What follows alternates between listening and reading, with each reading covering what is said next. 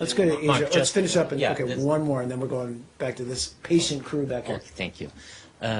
About this remarks blaming U.S. for supporting ISIS. This debate has started 2 weeks ago, if you remember. And the Turkish Foreign Ministry official talked to the Turkish press, and he said that U.S. also accused Turkey in the past for supporting ISIS, and then they gave some documentations, and it's turned out that those documentations are false, and then Secretary Kerry apologized to Foreign Minister Çavuşoğlu personally.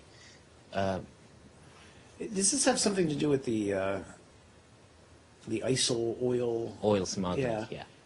In fact, and again, you know, I'm an aging man who doesn't have quite the memory that he used to have, but I felt like we pretty strongly pushed back on the notion that was repeated by some journalists who aren't here today, that this was somehow some conspiracy that involved the highest levels of the Turkish government who were buying ISIL oil. And in fact, we had a senior State Department official who was very expert in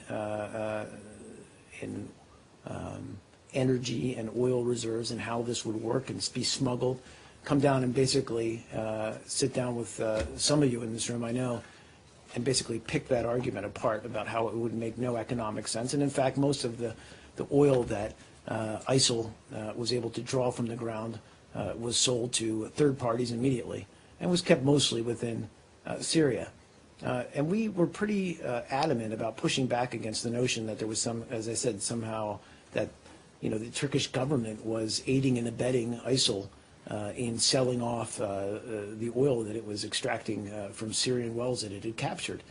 To the contrary, we said that, again, most of the oil that they pull out of the ground immediately goes into the trucks of smugglers who then oftentimes would sell it back to the Syrian government or the Syrian regime.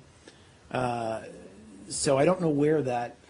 The thing is, this debate that the questions coming from the journalists who are trying to understand what's going on happened after the Russian jet incident at the end of 2015.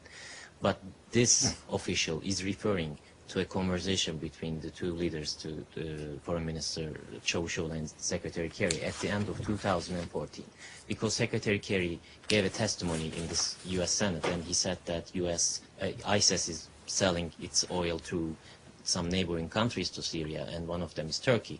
And then Çavuşoğlu asked an explanation from the Secretary Kerry regarding the Turkish press, and the Secretary Kerry gave some documentations based on these allegations, and then Turkish intelligence look at these documentations, and they turn out it's something else, not an ISIS facility or oil facility, but totally different, something totally different. And then Secretary Kerry apologized for this. Well, I'm not aware of that, that he apologized in any way, shape, or form.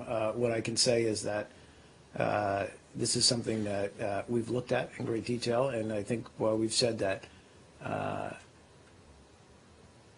you can never say 100% that no oil is being smuggled across the border of Syria and Turkey, certainly not in the last several years, certainly not in the last probably, you know, these are, you know, centuries-old smuggling routes that are hard to simply, shut down completely. But the allegations at the time were that this was somehow condoned or even involved the complicity of the Turkish government. And I don't think across the border we were always... There's no apology. I don't know. I'm unaware of one, if there was. Yeah, you, sir, in the middle.